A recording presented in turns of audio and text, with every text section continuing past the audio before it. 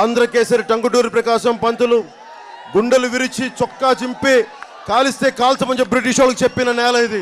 అలాంటి వీర నేల ఇది. అంతమంది మహాత్ములు పుట్టిన నేల ఇది. అలాంటి నేలలో ఉండి మనందరం ఇంత వెనకబడిపోవటం, మనందరికీ నాయకులు ధైర్యం తీసేశారు. మన హక్కుల కోసం పోరాటానికి మనకు ధైర్యం తీసేశారు. ఏ రోజునైతే మన ఓట్లని మనం అమ్ముకుంటామని వాళ్ళు అనుకున్నారో నాకు నిజంగా ఎంత బాధ కలుగుద్దంటే, ఒక్కొక్క నాయకులు చెప్తారు, ఏ రోజున కూడా నా కోసం ఇంతమంది అన్నదమ్ములు అక్క చెల్లెలు బయటకు వస్తే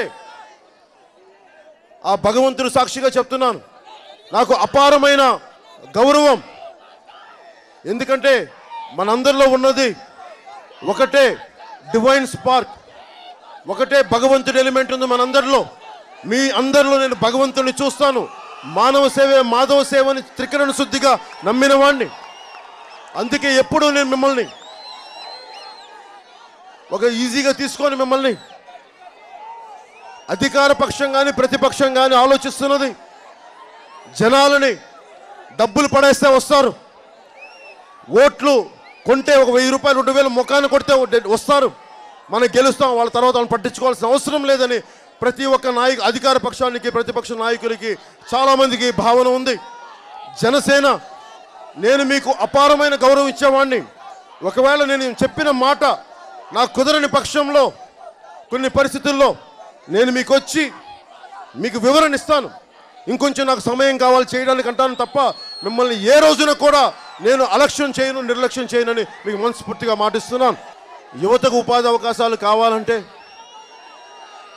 ముఖ్యంగా స్కిల్ సెంటర్స్ కావాలి, వొకేషనల్ ట్రైనింగ్ కావాలి, ఇంజనీరింగ్ చేస్తే క్వాలిటీ ఎడ్యుకేషన్ రావాలి. ఇవన్నీ చేయడానికి మీ అందరికీ తెలుసు, చిన్నపాటి ఒక బలమైన ఉద్దానం సమస్య ఉంటేనే నేను హార్వర్డ్ నుంచి డాక్టర్స్ని తెప్పించగలిగి దానికి ఒక పరిష్కారం గవర్నమెంట్కి సూచించగలిగాను. ప్రభుత్వం ఎంతవరకు సఫలీకృతమైందో తెలియదు, కానీ నేనైతే మీరు ఊహించండి, జనసేన కనుక ప్రభుత్వం స్థాపించగలిగితే స్వార్థం లేని వాళ్ళు, త్యాగశీలత ఉన్నవాళ్ళు ఉద్యోగాలు తీసుకురాగలరు. దోనకొండ ప్రాంతం పరిశ్రమలు రావాలి అంటే అక్కడ నాకు 1000 ఎకరాలు ప్రతిపక్ష నాయకులకు అధికార పక్ష నాయకులకు నాకు అవసరం లేదు. అరే టంగుటూరి ప్రకాశం పంతులు గారు ఎలాంటి వ్యక్తి అంటే, ఒంటి మీద కట్టుబట్టలు పంచె లాల్చీతోటి ఏ ఇంటికి వెళ్తే వాళ్ళ బట్టలు తీసుకొని సర్వస్వం వదిలేసిన గొప్ప లాయర్.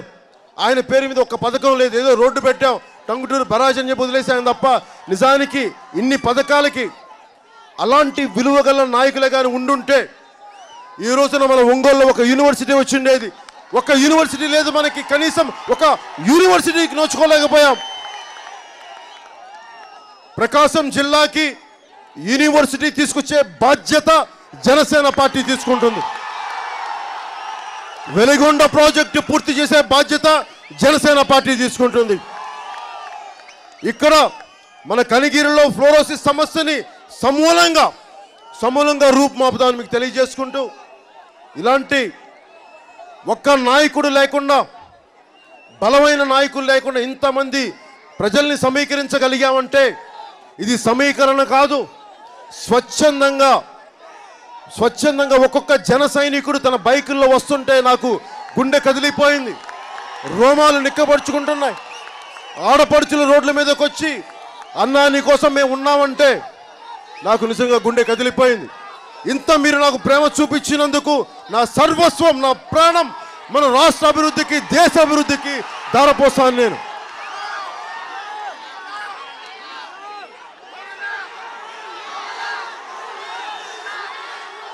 ఆ అరుపులు, ఆ కేకలు, ఆ వ్యాన్లో కూర్చున్న వాళ్ళకి చెప్తున్నాం,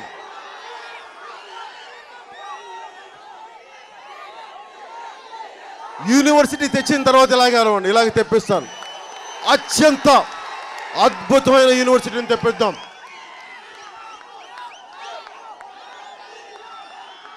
ఈసారి సండే ప్రేయర్స్లో ఒకసారి జనసేన ప్రజలకి అండగా ఉంటుందని చెప్పేసారి ప్రార్థన చేయండి. పాస్టర్ గారికి చెప్పండి, సర్వ మతాలని నా 2 బిడ్డలు మతాన్ని పాటించే వాళ్ళని చెప్పండి.